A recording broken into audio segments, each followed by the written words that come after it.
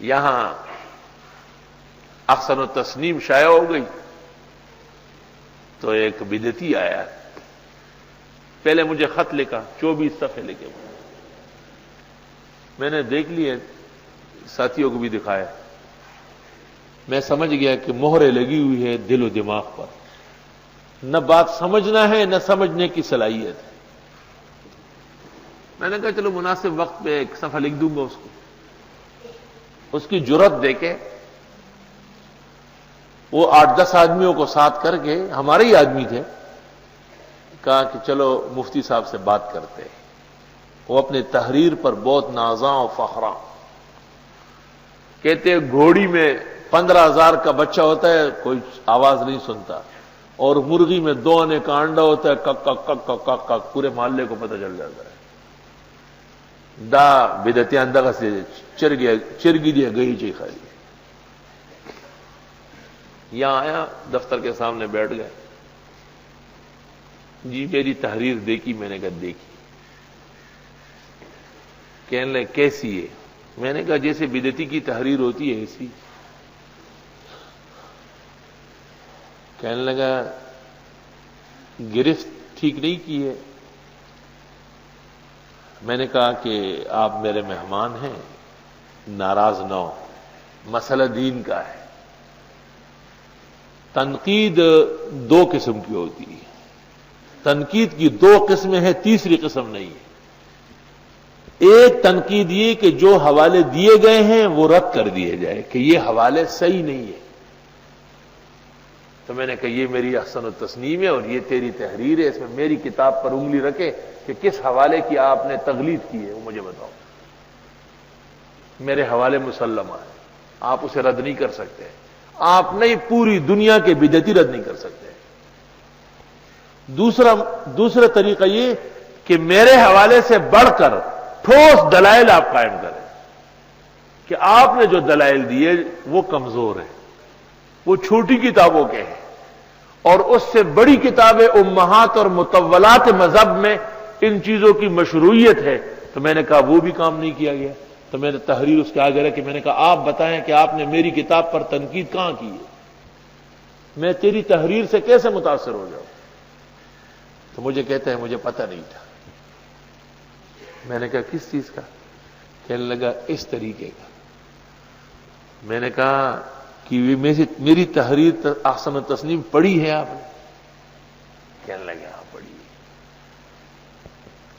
تو میں نے کہا اس کتاب کے پڑھنے کے بعد بھی آپ میرے پاس آئے، کسی اکاڑوی، امام باڑوی اور تراب الحق اور جاد الحق کے پاس نہیں گئے جنہوں نے دین میں اتنے بڑے بڑے غار کیے، شگاف ڈالے؟ جانا تو ادھر تھا نا، کہ تم جو لوگوں سے اذان سے پہلے اور اذان کے بعد پڑھواتے ہو، اور تم جو جمعے اور فجر کے بعد ہلکے باندھ کے پڑھواتے ہو، اس کا ثبوت کہاں ہے؟ تو میں نے کہا ادھر واپس آ گئے، وہاں نہیں گیا۔ معلوم ہوتا ہے کہ فہم بھی سلب ہے۔ کہنے لگا اب جاؤں گا۔ میں نے کہا اب تو جا نہیں رہے ہو، اب تو میں بھیج رہا ہوں آپ کو۔ مزہ تو تب آتا کہ اس تحریر کو سمجھ لیتے آپ۔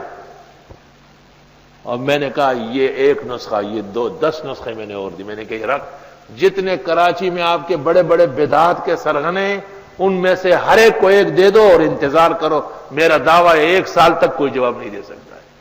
جواب کس چیز کا ہوگا؟ ان کے پاس ہے کیا چیز؟ صفر الید، مغالطہ آفرینی اور ڈکوسلہ بازی کے علاوہ تو کوئی ان کا موقف نہیں ہے سر۔ اگر ہے تو سامنے آئے نا، ہم حاضر ہیں۔ اس کے بعد مجھے کہتے ہیں درود شریف ہی تو پڑھتے۔ میں نے کہا آپ نے مغرب کی کتنی رکعتیں پڑھی؟ کہ 3۔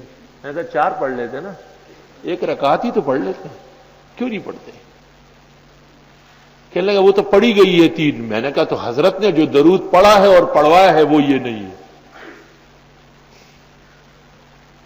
جب اٹھنے لگا میں نے کہا ایک بات سنو، تمہیں درود کا مسئلہ پتہ ہے کہ پیغمبر نے حل کیا ہے؟ آپ کا اختلاف مجھ سے نہیں ہے، نبی کریم صلی اللہ علیہ وسلم سے۔ اچھی طرح نوٹ کرو، میرے ساتھ اختلاف نہیں، میں کوئی شارع تھوڑی ہوں، میں تو خود متبع ہوں۔